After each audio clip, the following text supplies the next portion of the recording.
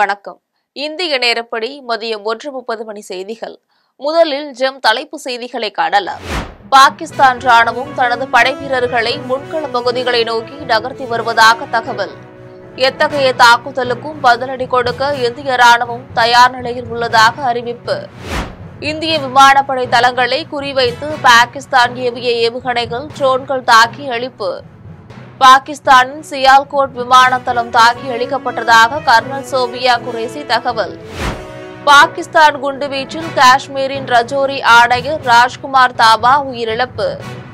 குடியிருப்பு பகுதியில் பாகிஸ்தான் தாக்குதல் நடத்துவதாக இந்திய வெளியுறவு செயலர் விக்ரம் மிஸ்ரி குற்றச்சாட்டு. இந்தியாவின் மேற்கு எல்லையில் பாகிஸ்தானின் தாக்குதல் முயற்சிகள் அனைத்தும் முறியடிப்பு. பாகிஸ்தானிலிருந்து பறந்து வந்த ட்ரோன்கள், ஏவுகணைகளை தாக்கி அழித்த இந்திய வான் பாதுகாப்பு அமைப்பு. பாகிஸ்தானிலும் எல்லை கட்டுப்பாட்டு பகுதியிலும் உள்ள பயங்கரவாத ஏவுதளங்கள் தாக்கி அழிப்பு. தாக்குதல் தொடர்பான வீடியோவையும் வெளியிட்டது இந்திய ராணுவம். ஜம்மு காஷ்மீரில் பாகிஸ்தான் ராணுவத்தின் குண்டுவீச்சால் சேதமடைந்த பொதுமக்களின் வீடுகள், பாதிக்கப்பட்ட பகுதிகளை பார்வையிட்டார் முதலமைச்சர் உமர் அப்துல்லா. இனி விரிவான செய்திகளை காணலாம். பாகிஸ்தான் ராணுவம் தனது படைவீரர்களை முன்கள பகுதிகளை நோக்கி நகர்த்தியுள்ளதாக இந்திய விமானப்படை விங் கமாண்டர் வியோமிகா சிங் தெரிவித்துள்ளார். டெல்லியில் செய்தியாளர்களிடம் பேசிய விங் கமாண்டர் வியோமிகா சிங், இந்திய பகுதிகள் மீது தாக்குதல் தொடுக்கும் நோக்கத்துடன் பாகிஸ்தான் ராணுவம் தனது படைவீரர்களை முன்கள பகுதிகளை நோக்கி நகர்த்தி வருவதாக தெரிவித்தார். இந்திய ராணுவமும் எத்தகைய தாக்குதலுக்கும் பதிலடி கொடுக்கும் வகையில் செயல்பாட்டு தயார் நிலையில் இருப்பதாகவும் அவர் கூறினார். இந்தியாவின் X-400 வான் பாதுகாப்பு அமைப்பையும் சூரத்கர், சிஸ்ஸா ஆகிய இடங்களில் உள்ள விமானப்படை தளங்களையும் தாக்கி அழித்ததாக பாகிஸ்தான் கூறி வருவது தவறான தகவலாகும் என்றும் வியோமிகா சிங் குறிப்பிட்டார். இந்தியாவில் உள்ள விமானப்படை தளங்களை குறிவைத்து பாகிஸ்தான் ஏவுகணைகள், ட்ரோன்களை ஏவியதாகவும் அவற்றை இந்திய படைகள் முறியடித்ததாகவும் கர்னல் சோபியா குரேசி தெரிவித்துள்ளார். டெல்லியில் செய்தியாளர்களிடம் பேசிய அவர், பாகிஸ்தானின் வான்வெளி தாக்குதலை முறியடித்த இந்திய படைகள் உடனடியாக பதிலடி கொடுத்ததாகவும் தெரிவித்தார். அத்துடன் பாகிஸ்தானில் ரபிக், மூரித், சக்லாலா, ரஹீம், யார்காட், சுக்கூர், சூனியன் ஆகிய 9 தளங்கள் மீது குறிவைத்து இந்தியா தாக்குதல் நடத்தியதாக அவர் குறிப்பிட்டார். போர் விமானங்கள், ட்ரோன்கள், ஏவுகணைகள் மூலம் பாகிஸ்தானின் கட்டளை மற்றும் கட்டுப்பாட்டு நிலையங்கள், ராடார் நிலையங்கள், ஆயுத கிடங்குகள் ஆகியன தாக்கி அழிக்கப்பட்டதாக சோபியா குரேஷி குறிப்பிட்டார். பாகிஸ்தானின் சியால்கோட் விமான படைத்தளம், பஸ்டூர் ராடார் நிலையம் ஆகியன ஏவுகணை மூலமாக தாக்கி அழிக்கப்பட்டதாக சோபியா குரேசி தெரிவித்தார். ஜம்மு காஷ்மீரில் ஸ்ரீநகர், அவந்திப்பூர், உத்தம்பூர் ஆகிய இடங்களில் வீடுகள், பள்ளிகள், மருத்துவமனைகள் ஆகியவற்றை குறிவைத்து பாகிஸ்தான் படைகள் தாக்கியுள்ளதாகவும் சோபியா குரேசி குற்றம் சாட்டியுள்ளார். ஜம்மு காஷ்மீரின் ரஜோரியில் பாகிஸ்தான் குண்டுவீச்சில் கூடுதல் மாவட்ட வளர்ச்சி ஆணையர் ராஜ்குமார் தாபா உயிரிழந்ததாக இந்திய வெளியுறவுத்துறை அமைச்சர் விக்ரம் மிஸ்ரி தெரிவித்துள்ளார். டெல்லியில் பேசிய அவர், பாகிஸ்தான் ராணுவம் இன்று அதிகாலை ரஜோரியில் குண்டு வீசி தாக்கியதாக தெரிவித்தார். இந்தியாவில் பல்வேறு சிக்கல்கள் இருக்கும் நிலையில் அரசை மக்கள் விமர்சனம் செய்வதாக பாகிஸ்தான் ராணுவ செய்தி தொடர்பாளர் கூறியதை அவர் சுட்டிக்காட்டியுள்ளார். அதற்கு மாறாக பாகிஸ்தான் மக்கள்தான் அந்நாட்டு அரசை குறை கூறி வருவதாக விக்ரம் மிஸ்ரி தெரிவித்தார். இந்தியாவின் மேற்கு எல்லையில் பாகிஸ்தானின் தாக்குதல் முயற்சிகள் அனைத்தையும் இந்திய படையினர் முறியடித்துள்ளனர். பஞ்சாபின் அமிர்தசரஸ் அருகே காசா கண்டோன்மெண்ட் பகுதியில் பாகிஸ்தானில் இருந்து பறந்து வந்த ட்ரோன்களை இந்திய வான் பாதுகாப்பு அமைப்புகள் தாக்கி அழித்தனர். இதேபோல் பாகிஸ்தானில் இருந்து ஏவப்பட்ட ஏவுகணையின் சிதைந்த பாகம் பஞ்சாபின் மான்சா என்னுமிடத்தில் வயல்வெளியில் விழுந்து கிடந்தது. பாகிஸ்தானில் இருந்து ஏவப்பட்ட சிறிய ஏவுகணை பஞ்சாபின் ஜலந்தரில் விழுந்து கிடந்தது. பாகிஸ்தானில் இருந்து ஏவப்பட்ட ஏவுகணைகளில் ஒன்று ஹரியானாவின் சிர்சாவில் வயல்வெளியில் விழுந்து கிடந்தது. பாகிஸ்தானில் இருந்து ஏவப்பட்ட ஏவுகணைகளில் ஒன்று ராஜஸ்தானின் போக்ரானில் விழுந்து கிடந்தது. அதை காவல்துறையினர் ஒரு வாகனத்தில் ஏற்றிக்கொண்டு சென்றனர்.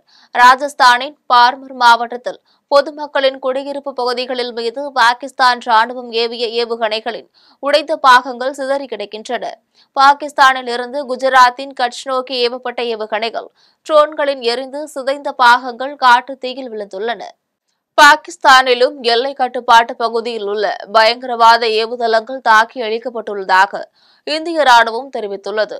ஜம்மு காஷ்மீரின் அக்கனூருக்கு எதிரே பாகிஸ்தானின் சியால்கோட் மாவட்டத்தில் லூனி என்னும் இடத்தில் உள்ள பயங்கரவாதிகளின் ஏவுகணை தளத்தை இந்திய எல்லை பாதுகாப்பு படையினர் தாக்கி முற்றிலும் அளித்துள்ளனர்.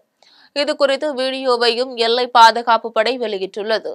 இதேபோல் எல்லைப் பகுதியில் பயங்கரவாதிகள் ஊடுருவதற்கான தளங்கள் தாக்குவதற்கும் மறைந்திருப்பதற்கும் பயன்படுத்திய இடங்கள் ஆகியவற்றை தாக்கி அளித்ததாக இந்திய ராணுவம் தெரிவித்துள்ளது.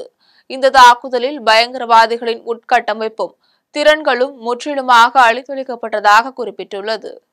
ஜம்மு காஷ்மீரில் பாகிஸ்தான் ராணுவத்தால் குண்டுவீசி தாக்கப்பட்ட பொதுமக்களின் வீடுகளை முதலமைச்சர் உமர் அப்துல்லா பார்வையிட்டுள்ளார்.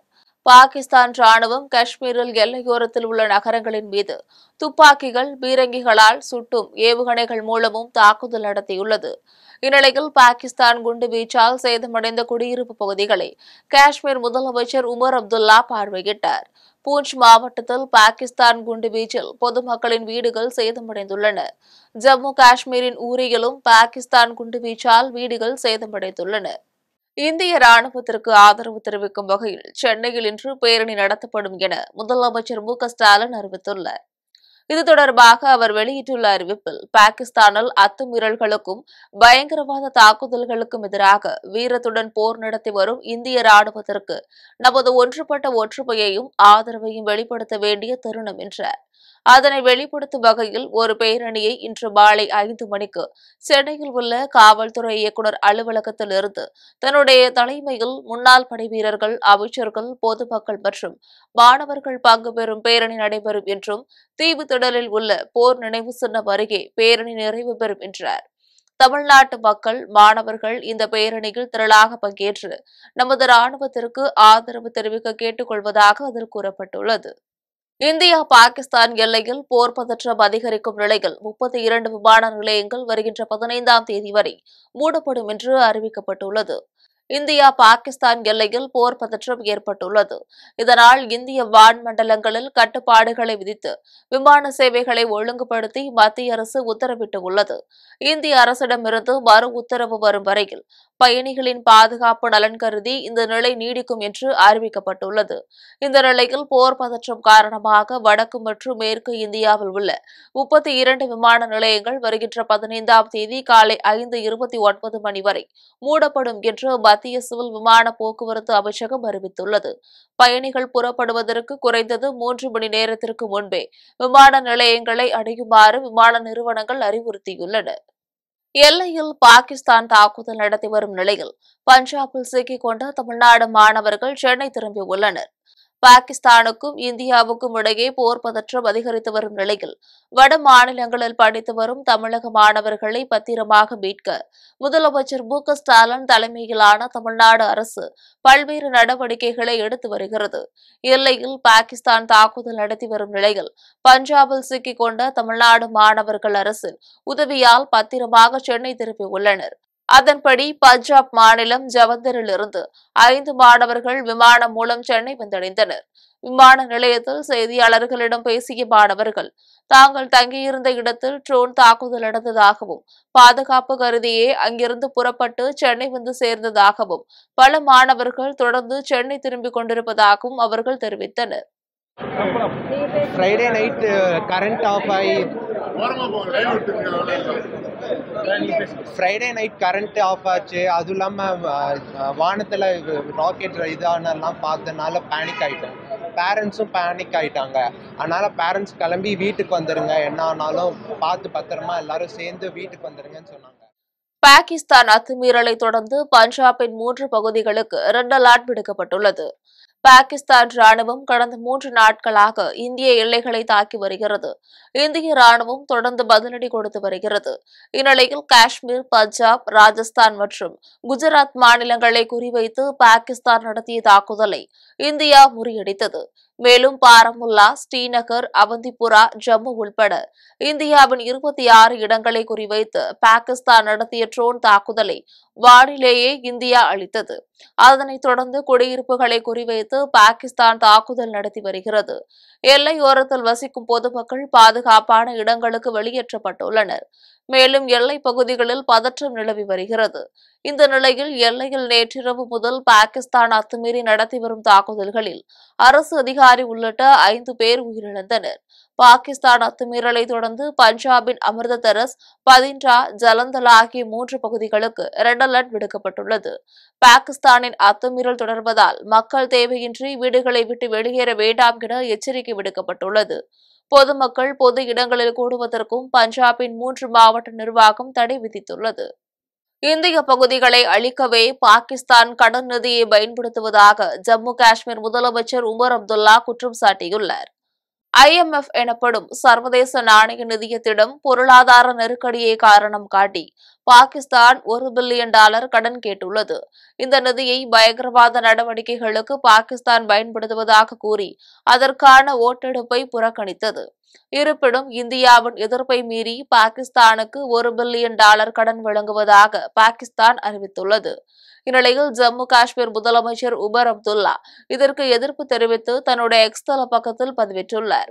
அதில் சர்வதேச நாணய வழங்கும் நிதியை பூஞ்ச், ரஜோரி, ஊரி உள்ளிட்ட இந்திய பகுதிகளை அழிக்கவே பாகிஸ்தான் பயன்படுத்துவதாக குற்றம் சாட்டினார். மேலும் நாட்டில் ஏற்பட்டுள்ள இந்த பதற்றத்தை சர்வதேச சமூகம் எப்படி குறைக்க முடியும் என கேள்வி எழுப்பியுள்ளார். பாகிஸ்தானில் பெட்ரோல், டீசல் நிலையங்கள் 48 மணி நேரத்திற்கு மூடப்படுவதாக பாகிஸ்தான் அரசு உத்தரவிட்டுள்ளது. ஜம்மு காஷ்மீர், ராஜஸ்தான், பஞ்சாப் மாநிலங்களில் உள்ள ராணுவ தளங்களை பாகிஸ்தான் ராணுவம் நேற்று குறிவைத்து தாக்கியது. இதனை இந்திய ராணுவம் வெற்றிகரமாக முறியடித்து பாதுகாப்பை பலப்படுத்தியுள்ளது. இந்நிலையில் பாகிஸ்தான் நடத்திய தாக்குதல்கள் அனைத்தும் தோல்வியடைந்துள்ளது. மேலும் இந்திய பாதுகாப்பு படையினர் நடத்தும் துல்லிய தாக்குதலை சமாளிக்க முடியாமல் பாகிஸ்தான் திணறி வருகிறது. இதன் காரணமாக பெட்ரோல், டீசல் நிலையங்கள் அடுத்த 48 மணி நேரத்திற்கு மூடப்படுவதாக பாகிஸ்தான் அரசு உத்தரவிட்டுள்ளது. சென்னையில் உளவுத்துறை கண்காணிப்பு தீவிரப்படுத்தப்பட்டுள்ளதாக காவல் ஆணையர் அருண் தெரிவித்துள்ளார். ஆபரேஷன் சிந்தூர் என்ற பெயரில் பாகிஸ்தானில் உள்ள 9 தீவிரவாத முகாம்கள் மீது இந்திய ராணுவம் தாக்குதல் நடத்தியது. இதனைத் தொடர்ந்து இரு நாடுகளிடையே போர் பதற்றம் அதிகரித்து வருகிறது. இதன் காரணமாக நாடு முழுவதும் பலத்த பாதுகாப்பு போடப்பட்டுள்ளது. சென்னை சேப்பாக்கம் மைதானத்திற்கு வெடிகுண்டு மிரட்டல் வந்ததை தொடர்ந்து சென்னையிலும் பாதுகாப்பு பலப்படுத்தப்பட்டுள்ளது. மக்கள் கூடும் இடங்களான மால்கள், திரையரங்குகள், கோவில்கள் மற்றும் கடற்கரை ஆகிய இடங்களில் பாதுகாப்பு அதிகரிக்கப்பட்டுள்ளது என காவல் ஆணையர் அருண் தெரிவித்துள்ளார். கோவில் திருவிழாக்களை ஒட்டி மதுரை மற்றும் திருவண்ணாமலைக்கு சிறப்பு ரயில்கள் இயக்கப்படுவதாக தெற்கு ரயில்வே அறிவித்துள்ளது. மதுரை சித்திரை திருவிழாவை ஒட்டி தாம்பரம், மதுரை இடையே சிறப்பு ரயில்கள் இயங்குகிறது. தாம்பரத்திலிருந்து இன்று இரவு 11:30 மணிக்கு புறப்படும் சிறப்பு ரயிலானது மறுநாள் காலை 7:55 மணிக்கு மதுரையை சென்றடைகிறது. அதேபோல மதுரையிலிருந்து தாம்பரத்திற்கு மே 12ஆம் தேதி இரவு 11:30 மணிக்கு புறப்படும் சிறப்பு ரயில் மறுநாள் காலை 7:50 மணிக்கு தாம்பரம் சென்றடைகிறது. இந்த ரயில்கள் செங்கல்பட்டு, மேல்மருவத்தூர், திண்டிவனம், விழுப்புரம், விருத்தாச்சலம், அரியலூர், ஸ்ரீரங்கம், திருச்சி, மணப்பாறை, திண்டுக்கல் மற்றும் கொடைக்கானல் ரோடு ஆகிய வழித்தடங்கள் வழியாக மதுரை சென்றடைகிறது. இதில் 2 AC, 2 டயர் பெட்டிகளும் 16 ஸ்லீப்பர் பெட்டிகளும் 2 2ஆம் வகுப்பு பெட்டிகள் உள்ளது. இதேபோல திருவண்ணாமலை சித்ரா பௌர்ணமியை ஒட்டி செங்கல்பட்டு, விழுப்புரம் வழியாக நாளை காலை 11:30 மணிக்கு சிறப்பு ரயில் இயக்கப்படுகிறது. வறட்சியை தாங்கிக் கொள்ள முடியாமல் பாகிஸ்தான் தாக்குதல் நடத்தி வருவதாக தமிழக காங்கிரஸ் தலைவர் செல்வ பெருந்தகை குற்றம் சாட்டியுள்ளார்.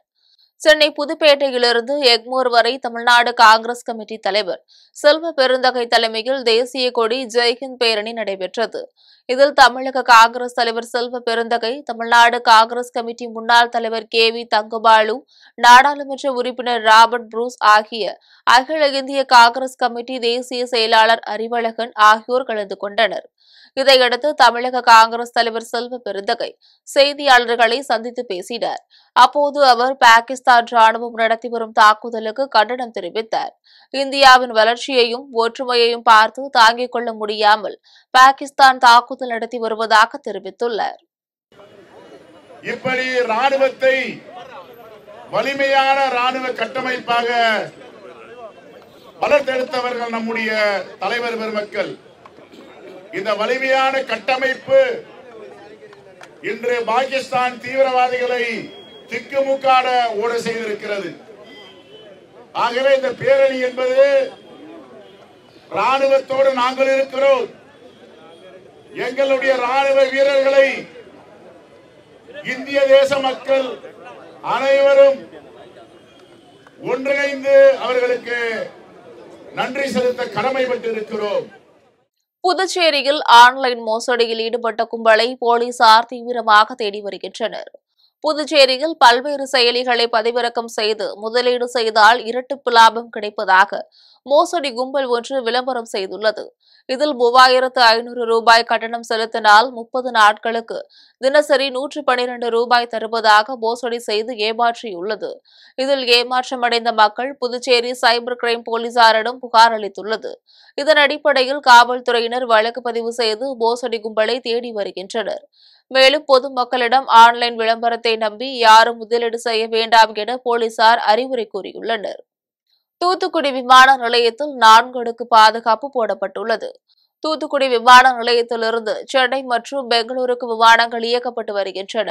இந்நிலையில் இந்தியா பாகிஸ்தான் போரை தொடர்ந்து தூத்துக்குடி விமான நிலையத்தில் தீவிர பாதுகாப்பு மற்றும் கண்காணிப்பு பலப்படுத்தப்பட்டுள்ளது. மேலும் 4 அடுக்கு பாதுகாப்பும் போடப்பட்டுள்ள நிலையில் ஆயுதம் ஏந்திய காவல்துறையினர், வெடிகுண்டு நிபுணர்கள் மற்றும் சிறப்பு அதிரடி காவல் படையினர் என மொத்தம் 75 காவல்துறையினர் இந்த பாதுகாப்பு பணியில் ஈடுபட்டு வருகின்றனர். விமான நிலையத்திற்கு வரும் பயணிகள் கடும் சோதனைக்கு பின்னரே அனுமதிக்கப்படுகின்றனர். புதுச்சேரியில் வீடு வாடகை எடுத்து போதைப் பொருட்களை மாணவர்களுக்கு விற்பனை செய்த 4 பேரை போலீசார் கைது செய்தனர். புதுச்சேரி முருங்கப்பாக்கம் அரசு கேட்டரிங் கல்லூரி அருகே உள்ள மகாலட்சுமி நகரில் ஒரு வீட்டில் தடை செய்யப்பட்ட போதைப் பொருட்களை பதுக்கி வைத்து விற்பனை செய்வதாக போலீசாருக்கு ரகசிய தகவல் கிடைத்தது. அதன் அடிப்படையில் போலீசார் அந்த வீட்டினை சோதனை செய்துள்ளனர். அப்பொழுது போலீசாரை கண்டு தப்பியோட முயற்சி செய்த 4 பேர் கொண்ட கும்பலை மடக்கி பிடித்து அவர்கள் வீட்டில் மூட்டை மூட்டையாக பதுக்கி வைக்கப்பட்டிருந்த 4 லட்சம் ரூபாய் மதிப்பிலான குட்கா, பான் மசாலா உள்ளிட்ட போதைப் பொருட்களை போலீசார் பறிமுதல் செய்தனர். மேலும் அவர்களிடம் நடத்திய விசாரணையில் ஹைதராபாத்தை சேர்ந்த விஜயகுமார், திருநெல்வேலியை சேர்ந்த சித்திரகுமார், சென்னை சோழிங்கநல்லூரை சேர்ந்த சந்தானராஜ், ராஜஸ்தான் மாநிலத்தை சேர்ந்த சுரேஷ் என்பது தெரியவந்தது. அதன் பின்னர் அவர்கள் 4 பேரை கைது செய்த போலீசார் ஒரு கார், 7 மொபைல் போன், 43,000 ரொக்கம் ஆகியவற்றை பறிமுதல் செய்து நீதிமன்றத்தில் ஆஜர்படுத்தி காலாப்பட்டு மத்திய சிறையில் அடைத்தனர்.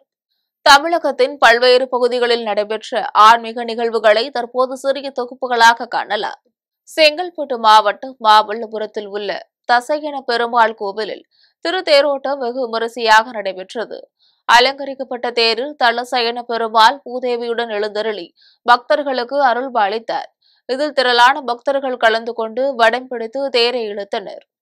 இதேபோல் கன்னியாகுமரி கிழக்கு மாவட்ட அதிமுக சார்பில் நாகர்கோவிலை அடுத்த வள்ளியாமடத்து இசக்கியம்மாள் கோவிலில் வருடாபிஷேக விழா வெகு விமரிசையாக நடைபெற்றது. இந்நிகழ்ச்சியை தளவாய் சுந்தரம் எம்எல்ஏ தொடங்கி வைத்தார்.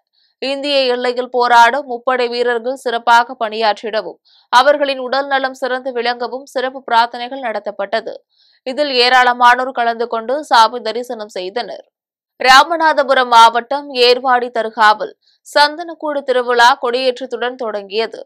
விழாவையொட்டி 23 நாட்களாக மாவட்ட தலைமை ஹாஜியார் சலாவுதீன் தலைமையில் மார்க்கு அறிஞர்களால் தொடர்ந்து மௌவீது என்னும் புகழ்வாளை ஓதப்பட்டது. இதில் மேலதாளங்கள் முழங்க யானையின் மீது பச்சை வண்ண பிறைக்கொடி ஊர்வலமாக எடுத்து வரப்பட்டு 80 அடி உயர கொடிமரத்தில் கொடியேற்றப்பட்டது. இதில் சிறப்பு அழைப்பாளராக வனத்துறை மற்றும் பால்வளத்துறை அமைச்சர் ராஜகண்ணப்பன் கலந்து கொண்டு கொடியேற்றி வைத்தார். இதில் ஏராளமானோர் பங்கேற்று சுவாமி தரிசனம் செய்தனர். மேலும் ஈரோடு மாவட்டம் பவானி நகரில் உள்ள பவானி கூடுதுறை சங்கமேஸ்வரர் கோவிலில் தேரோட்டம் வெகு விமரிசையாக நடைபெற்றது. கடந்த 10ஆம் தேதி கொடியேற்றத்துடன் விழா தொடங்கியது. அலங்கரிக்கப்பட்டு திருத்தேரில் உற்சவ மூர்த்திகள் எழுந்தருளி பக்தர்களுக்கு அருள்பா அளித்தனர். அதன் பின்னர் முக்கிய வீதிகளின் வழியாக வீதி உலா நடைபெற்றது. இதில் ஏராளமானோர் கலந்து கொண்டு வடம் பிடித்து தேர் இழுத்தனர். ராமநாதபுரம் மாவட்டம் திருவாடானை அருகே உள்ள ஆணிமுத்து கருப்பர் மற்றும் அழகிய நாயகி அம்மன் கோவில் திருவிழா கடந்த மே 3ஆம் தேதி கொடியேற்றத்துடன் தொடங்கியது. இதில் அம்மனுக்கு சிறப்பு அபிஷேக ஆராதனைகள் நடத்தப்பட்டது. முன்னதாக கோயில் முன்பு 1008 திருவிளக்கு பூஜை நடைபெற்றது. இதில் ஏராளமானோர் கலந்து கொண்டு சாமி தரிசனம் செய்தனர். இனி வருவது தங்கம் மற்றும் வெள்ளி விலை நிலவரம்.